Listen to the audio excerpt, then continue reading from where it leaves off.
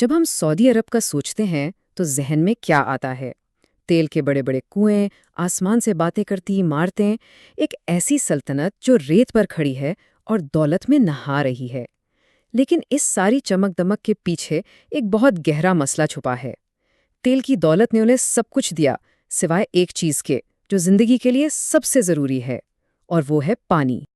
یہ جان کر شاید حیرانی ہو کہ سعودی عرب دنیا کا سب سے بڑا ملک ہے جہاں ایک بھی مستقل قدرتی دریا نہیں بہتا، ایک بھی نہیں، بالکل صفر۔ تو پھر سوال یہ ہے کہ 3 کروڑ 60 لاکھ کی آبادی اپنی پیاس کیسے بجھاتی ہے؟ یہی وہ بنیادی سوال ہے جس نے سعودی عرب کو ایک ایسے پروجیکٹ پر مجبور کیا جو سننے میں بالکل سائنس فکشن لگتا ہے۔ آئیے دیکھتے ہیں کہ انہوں نے اس ناممکن چیلنج کا سامنا آخر کیا کیسے۔ اس پوری کہانی کی شروعات ہوتی ہے ماضی سے، ایک ایسے فیصلے سے جس نے سعودی عرب کو پانی کا ایک بہت بڑا ذریعہ تو دیا، لیکن ساتھ ہی ایک تباہی کے بالکل قریب لا کھڑا کیا۔ کئی دہائیوں تک سعودی عرب ایک ایسے خزانے پر جیتا رہا جو زمین کے نیچے دفن تھا۔ اسے کہتے ہیں فاسل واٹر۔ یہ لاکھوں سال پرانا پانی ہے جو آئس ایج کے زمانے میں جمع ہوا تھا۔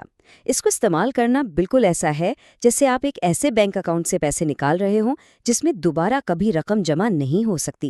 یہ سب شروع ہوا 1970 کی دہائی میں، جب خوراک میں خود کفالت کے لیے گندم کی کاشت کا ایک بہت بڑا پروجیکٹ شروع کیا گیا۔ نیت تو اچھی تھی، لیکن اس کا نتیجہ بہت برا نکلا۔ 2003 تک آتے آتے ملک کا 85% قیمتی فاسل واٹر صرف اور صرف کھیتی باڑی میں استعمال ہو رہا تھا۔ رفتار اتنی تیز تھی کہ 2016 میں حکومت کو یہ پورا کا پورا پروجیکٹ ہی بند کرنا پڑ گیا۔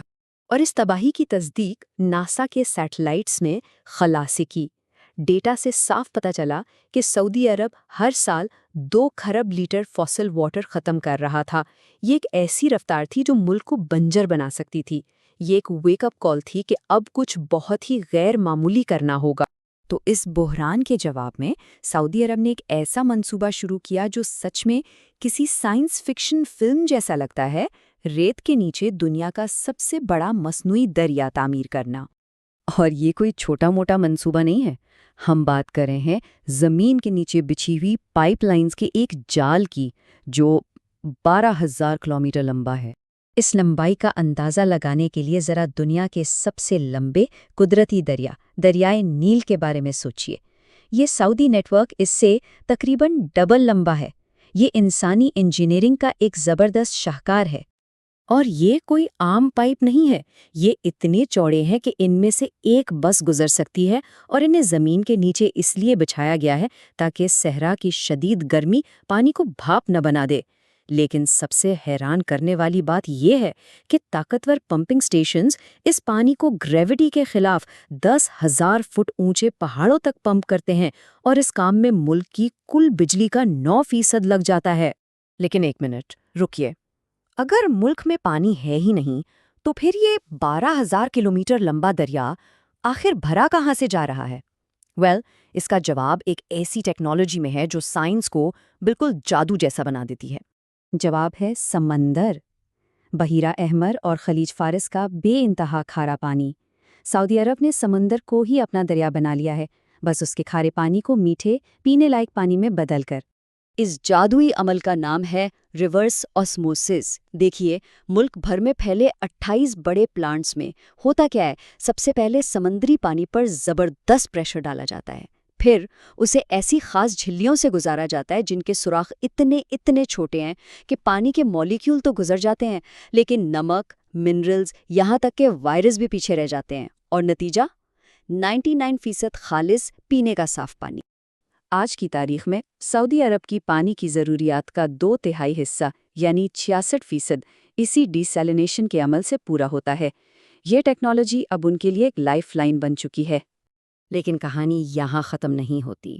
جیسا کہ کہتے ہیں، ہر حل کی ایک قیمت ہوتی ہے، اور اس معاملے میں یہ ایک ایسی ماحولیاتی قیمت ہے جس سے اکثر نظر انداز کر دیا جاتا ہے۔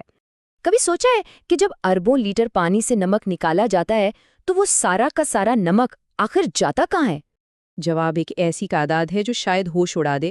روزانہ 3,29,000 ٹن یہ انتہائی نمکین محلول، جسے برائن کہتے ہیں، ہر روز ایک بائی پروڈکٹ کے طور پر بنتا ہے۔ اس وزن کا اندازہ لگانا بہت مشکل ہے، تو اس کو ایسے سمجھتے ہیں۔ دنیا کا سب سے بھاری جانور ہے نیلی ویل، جس کا وزن تقریباً 200 ٹن ہوتا ہے۔ اس کا مطلب یہ ہوا کہ سعودی عرب روزانہ 1645 نیلی ویلز کے وزن کے برابر نمکین فضلہ پیدا کر رہا ہے، ہر روز۔ اور یہ سارا زہریلا نمکین پانی سیدھا واپس سمندر میں پھینک دیا جاتا ہے۔ یہ گرم اور بہت ہی گاڑھا محلول سمندر کی نمکیات اور درجہ حرارت کو خطرناک حد تک بڑھا دیتا ہے۔ نتیجہ، بحر احمر کے خوبصورت مرجانی چٹانیں مر رہی ہیں اور ایسے مردہ علاقے بن رہے ہیں جہاں سے سمندری زندگی ہمیشہ کے لیے غائب ہو چکی ہے۔ لیکن سعودی عرب نے جس مسئلے کو انجینئرنگ سے پیدا کیا ہے، اب وہ اس کا حل بھی انجینئرنگ میں ہی تلاش کر رہا ہے۔ کئی نئے آئیڈیاز پر کام ہو رہا ہے۔ ایک تو یہ کہ اس نمکین پانی کو سمندر میں ایک جگہ ڈالنے کے بجائے گہرائی میں پھیلا دیا جائے تاکہ نقصان کم ہو۔ لیکن ایک اس سے بھی بہتر حل ہے، برائن مائننگ، یعنی اس فضلے کو فضلہ سمجھنے کے بجائے کان سمجھا جائے اور اس میں سے میگنیشیم اور پوٹیشیم جیسی قیمتی معدنیات نکالی جائیں۔ اس طرح ایک ماحولیاتی مسئلہ ایک قیمتی وسیلے میں بدل سکتا ہے۔ تو آخر میں یہ مصنوعی دریا صرف پائپ لائنز کا ایک نیٹ ورک نہیں ہے، یہ ایک اعلان ہے، ایک دعویٰ ہے کہ انسانی ذہانت اور ٹیکنالوجی فطرت کے سخت ترین حدود کو بھی چیلنج کر سکتی ہے۔ لیکن یہ ہمیں ایک بہت بڑے سوال پر چھوڑ جاتا ہے۔ کیا یہ منصوبہ پانی کی کمی سے جوجھتی اس دنیا کے لیے ایک پائیدار حل ہے؟ یا پھر یہ ایک ایسا تکنیکی کرشمہ ہے جو ایک مسئلے کو حل کرنے کے لیے آگے چل کر اس سے بھی بڑے مسئلے پیدا کر رہا ہے؟ اس کا جواب شاید وقت ہی دے گا۔